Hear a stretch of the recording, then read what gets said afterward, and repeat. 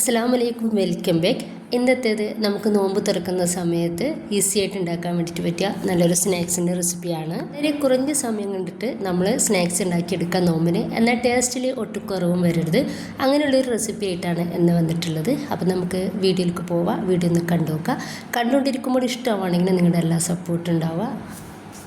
ഇതിന് വേണ്ടിയിട്ട് ഞാൻ ഒരു 2 ഉരുളക്കിഴങ്ങും 2 വലിയ ചിക്കൻ്റെ പീസും എടുത്തിട്ട് അതൊന്ന് ഉപ്പിട്ടിട്ട് ഒന്ന് വേവിച്ച് വെച്ചിട്ടുണ്ട്. ഇനിയിപ്പോൾ ഞാനിവിടെ കുറച്ച് കാബേജും സവോളയും തക്കാളിയും എടുത്തിട്ടുണ്ട്. ഇതിൻ്റെ ക്വാണ്ടിറ്റിയൊക്കെ നിങ്ങൾക്ക് എത്ര വേണം അതിനനുസരിച്ച് എടുക്കുക. ഞാനിവിടെ കുറച്ച് അധികം എടുത്തിട്ടുള്ളത് കാബേജാണ്. നന്നായിട്ട് ചൂടായിട്ടുള്ള പാനിലേക്ക് ഞാൻ 2 ടേബിൾ സ്പൂൺ വെളിച്ചെണ്ണ ഒഴിച്ചു കൊടുത്തിട്ട് അതിലേക്ക് ഈ ഒരു വെജിറ്റബിൾസ് മൊത്തത്തിലായിട്ട് ഇട്ട് കൊടുക്കുന്നുണ്ട്. നമുക്കിത് വേഗം ഒന്ന് പണികൾ കഴിയണം, അതിന് വേണ്ടിയിട്ടാണ് ഇങ്ങനെ കാണിക്കുന്നത്. മൊത്തത്തിലായിട്ട് ഇട്ട് കൊടുക്കുക.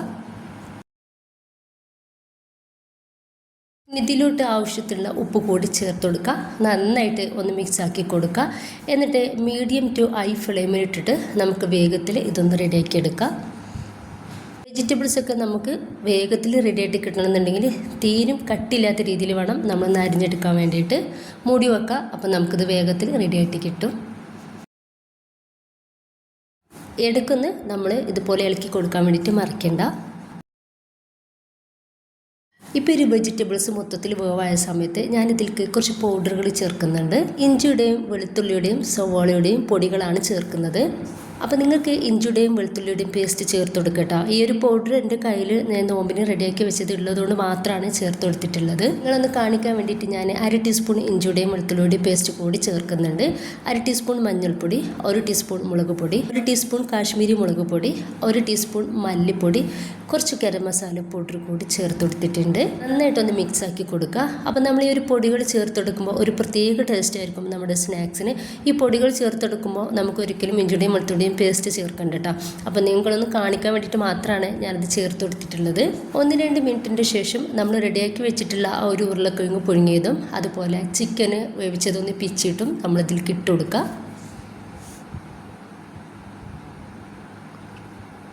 പിന്നെ കുറച്ച് മല്ലിയുടെ ഇല ചെറുതാക്കിയിട്ട് കട്ടാക്കിയത് അതോടെ ഇതിലേക്ക് ചേർത്തിട്ടുണ്ട്. ഇനിയിപ്പോൾ നന്നായിട്ട് നമുക്ക് ഇതൊന്ന് മിക്സ് ആക്കി കൊടുക്കാം. ഫസ്റ്റ് ഞാൻ ഇതിലോട്ട് ഒരു 3 ടേബിൾ സ്പൂണ് അരിപ്പൊടിയാണ് ചേർത്ത് കൊടുക്കുന്നത്. നല്ലൊരു ക്രിസ്പിനെസ് ഉണ്ടാവും നമ്മുടെ ഒരു സ്നാക്സ് കഴിക്കുന്ന സമയത്ത്. അപ്പോൾ അതിന് വേണ്ടിയിട്ടാണ് ഈ ഒരു അരിപ്പൊടി ചേർത്ത് കൊടുത്തിട്ടുള്ളത്. നന്നായിട്ടൊന്ന് മിക്സ് ആക്കി കൊടുക്കുക.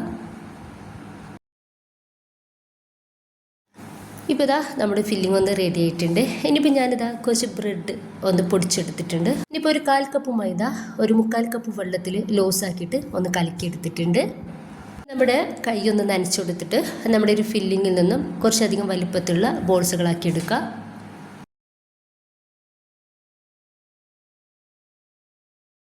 അതിനുശേഷം നമ്മൾ കയ്യിൽ വെച്ചിട്ട് ഇതുപോലെ ജസ്റ്റ് ഒന്ന് പ്രസ്സാക്കി കൊടുക്കുക.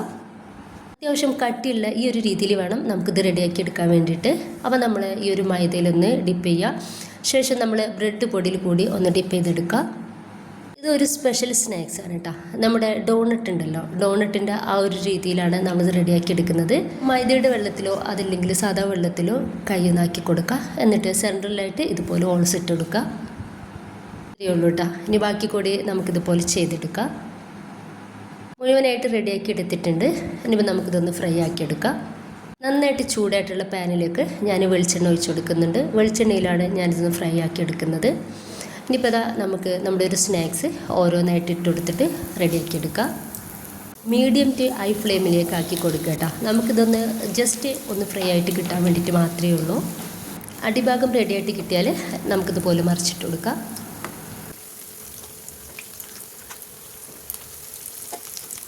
അപ്പോൾ ഇതാ ഇതൊന്ന് റെഡി ആയിട്ടുണ്ട്. ഈ ഒരു സമയത്ത് നമുക്കിത് എണ്ണയിൽ നിന്നും ഒന്ന് കോരി മാറ്റാം. അപ്പോൾ ഞാൻ എല്ലാ സ്നാക്സും ഇതുപോലെ ഒന്ന് റെഡിയാക്കി എടുത്തിട്ടുണ്ട്. ഇത് ഉണ്ടാക്കിയെടുക്കാൻ വേണ്ടിയിട്ട് വളരെ സിമ്പിളാണ് കേട്ടോ. കുഴക്ക് പരത്തി ഒന്നും ചെയ്യേണ്ട. ഏകദേശം നമുക്ക് ഇതിനെടുത്തിട്ടുള്ളത് ഒരു 15 മിനിറ്റ് ടൈം മാത്രമാണ്. വേഗത്തിൽ നമുക്കിതൊന്ന് റെഡിയാക്കി എടുക്കാൻ വേണ്ടിയിട്ട് പറ്റും. നല്ല ടേസ്റ്റുള്ള ഒരു സ്നാക്സ് തന്നെയാണ് ഇത്. ഉൾഭാഗം ഏകദേശം ഒരു ക്രിസ്പിനെസ് ഉണ്ട്.